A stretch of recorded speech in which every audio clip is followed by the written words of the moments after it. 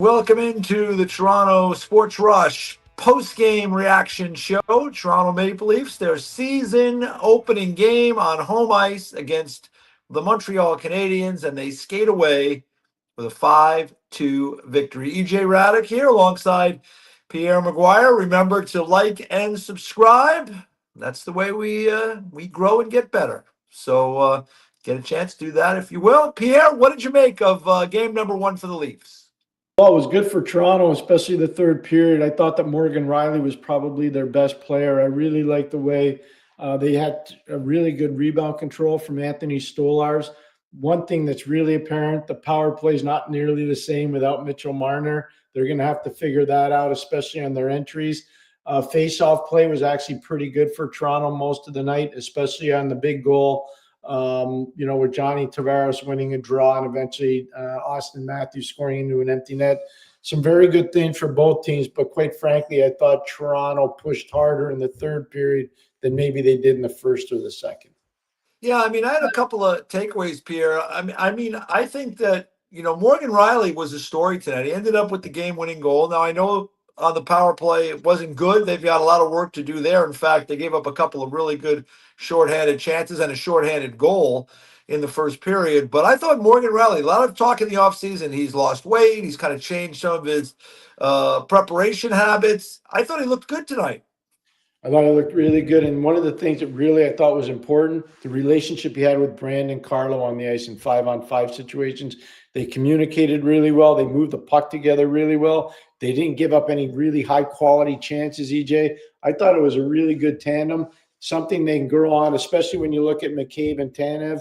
And then you can come right back with, obviously, Morgan and Brandon Carlo. It makes a difference when your top four are that good.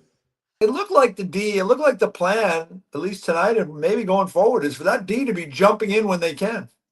I noticed that as well. I thought they were far more aggressive with the defense, trying to jump into the rush, jump into the cycle, and sometimes even lead the rush. The one thing I'd say, look, they won the game, Toronto. Oliver Ekman-Larsson needs to manage the puck a lot better. I thought he had a tough night with the puck on his stick. I thought Simon Benoit did some really good things in the game defensively. He was running around a little bit too much, maybe offensively, but that I think they'll find a way to reel him in. Mike Van Ryn, the man that coaches the defense for Toronto, I'm sure they'll find a way to reel him in. But all in all, pretty solid first dress rehearsal for the Toronto Maple Leafs. Yeah, I mean, I think at the end of the night, Pierre, it is a good win. I watched those first two periods, and I really wasn't that impressed. I thought it was a pretty even game. In fact, Montreal had their chances. Even Stolarz. I mean, first goal was the same side, shorthanded goal. I mean, you'd like to see him make that stop. He had a kind of a sloppy rebound on the second goal. So I think there's a lot of room to improve. But in the third period of a tie game, when it mattered, they found a way to win, and you had a terrific play by Matthew Knies. Yeah, Matthew Knies on the game-winning goal by Morgan Riley does an amazing job just out-muscling people at the point of attack. Play stays alive, gets back, obviously, to Morgan, and he goes high on Sam Montembeault. I agree with everything you said. The one thing I'll say in Stolar's defense, that shot by Oliver Kapanen, the shorthanded goal you're alluding to, EJ, there are not too many guys stopping that one. I don't know what he saw because I'm on a different angle, but that was a heck of a shot. That was really a spectacular shot. Well, they get into the analytics. You come down the same side and you shoot the puck. That's not right, Pierre. That's not supposed to go in, right? No, fair point by you. But I'm sure if Jacques Plante was still alive, and if Terry Sawchuk was still alive, even who just passed away, Ken Dryden and Bernie Pront, they tell you that was a heck of a shot by Oliver Kapanen. Yeah, it was a good shot, and it's somebody to keep an eye on this year for Montreal because he played well in the preseason and gets his first goal in the shorthanded situation for Montreal. How about the fourth line? We talked a lot in the offseason, right, that they've kind of beefed up the back end, the third and fourth line. How about Yarncroc? Because he ends up getting a goal, so we had a fourth line goal in the game, and at the end of the game, Craig Berube slid him up into that Michele spot. Probably as a veteran presence with Knies and Matthews. Well, I thought Nicky Roy was really good in the game. I thought Stevie Lorentz was really good in the game. I thought Callie was obviously really good in the game. That line plays a factor. And remember now, they've had to adjust on the fly because there's no Scott Laughton. If Scott Lawton's playing, Nicky Raw's probably playing up in the lineup. Scott Lawton's playing in the 4-hole. And so now for a guy that was being rumored to be traded all summer long in Calle Yarncroke, you see how well he played, to your point. And I agree with you 100%. And that was a really good catch by you, because that's exactly what Craig Berube did late in the game when it was the game was on the line. He takes Michelli off the line. He puts Calle Yarncroke on the line. When a coach trusts you that much, it shows that, you're going to have a potential really good outcome with this group. And I think he respects Calle Yarncroke's hockey sense and awareness. What did you make of Dakota Joshua's Leafs debut?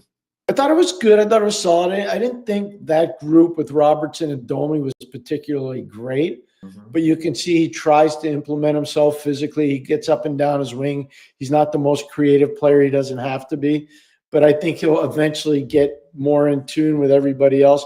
I would be surprised if Domi stayed in the third center position.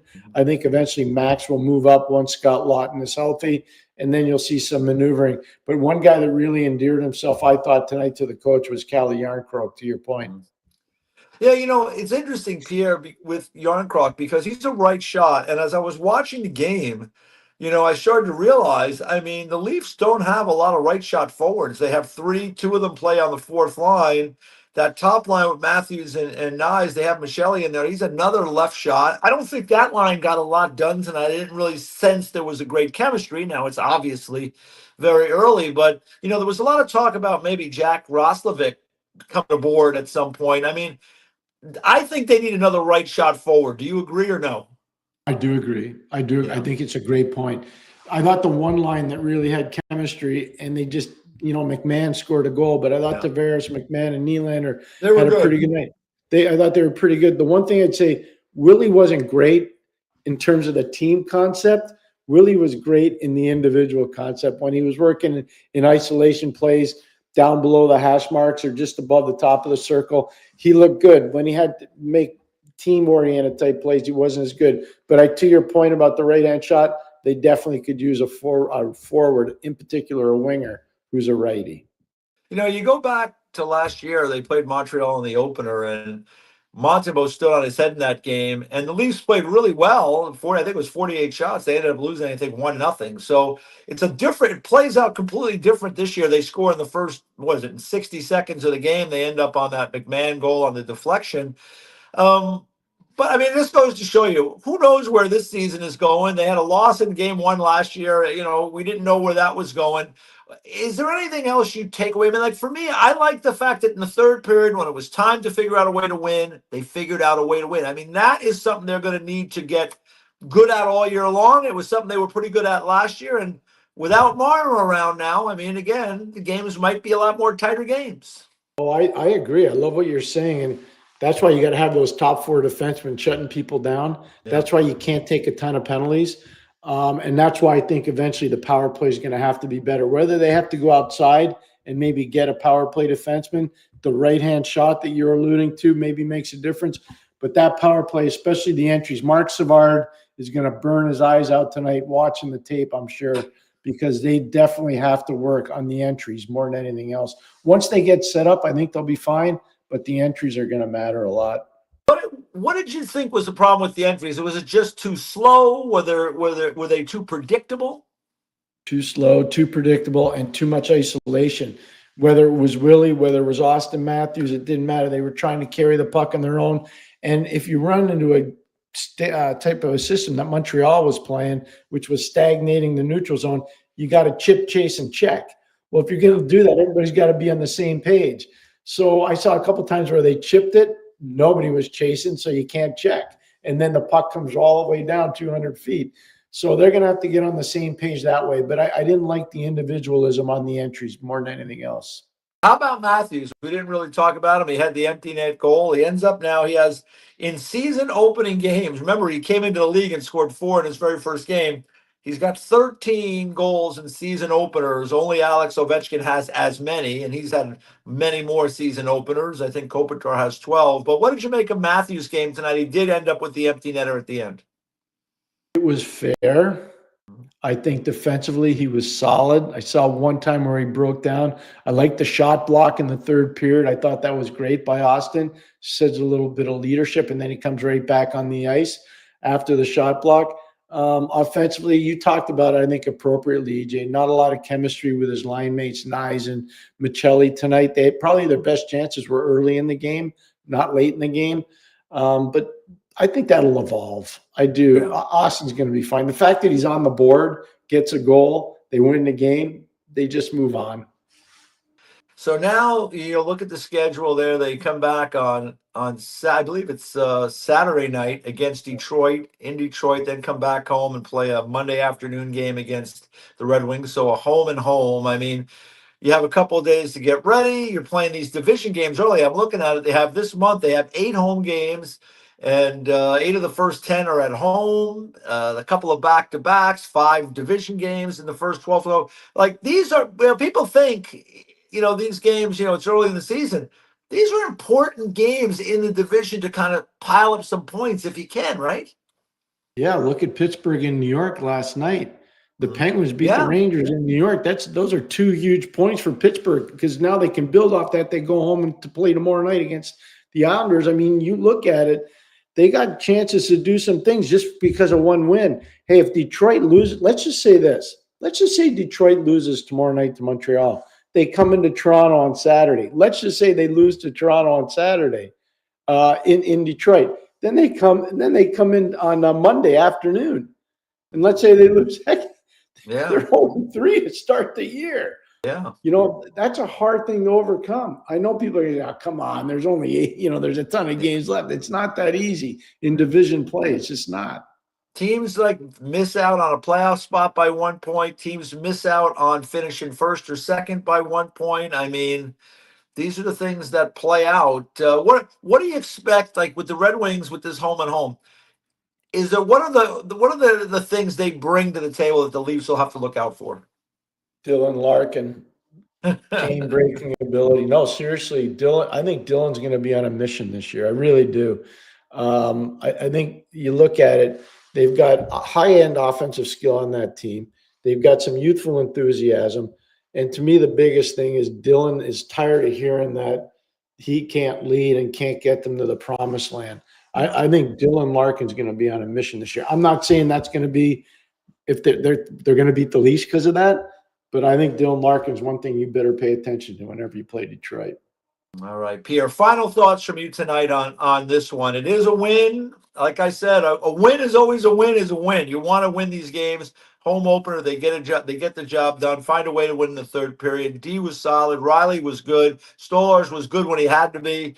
What else? I mean, anything else you take out of this game? Yeah, I like the fact that your depth players, whether it's Stevie Lorentz, whether it's Nicky Roy, whether it's Calle Yarncroke, those guys made an impact on the game tonight. So that makes a difference for the Leafs because they want to be – I talked to Craig Berube this week. They want to be a 4-line team. They want to wear the opponents down. They want to take a page out of the Florida Panther playbook. They're starting to get there. That's exciting. That's a good thing.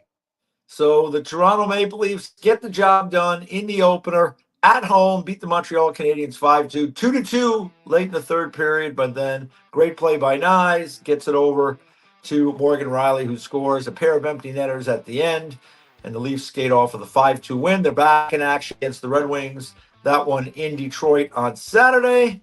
Pierre, always a pleasure spending a few minutes with you, and we'll be seeing you throughout the year. Thanks so much, EJ. I had a blast with you. Take care, everybody. All right. You've been watching the Toronto Sports Rush, Toronto Maple Leafs reaction show. Remember, like and subscribe. Take care.